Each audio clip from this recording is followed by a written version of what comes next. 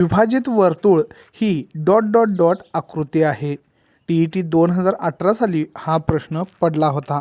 Option आहेत एकमितीय आकृती, द्विमितीय आकृती, त्रिमितीय आकृती, संख्याशास्त्रीय आकृती. आणि याचे योग्य उत्तर असणार आहे द्विमितीय आकृती. याचं स्पष्टीकरण पाहिल्यास द्विमितीय म्हणजेच 2D ही आकृती लांबी आणि रुंदी अशा दोन मितीला असतात. तिला द्विमितीय आकृती असे म्हणतात. विभाजित वर्तुळ काढताना आपण वर्तुळाच्या क्षेत्राचा वापर करतो जो द्विमितीय असतो. यामध्ये इतर जे प्रकार आहेत त्यांच्याबद्दल माहिती घेऊया.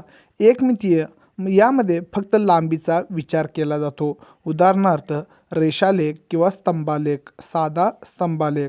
त्रिमितीय म्हणजेच 3D यामध्ये लांबी, रुंदी आणि जाडी किंवा उंची या तिन्हींचा विचार केला जातो. उदाहरणार्थ गोल किंवा घन.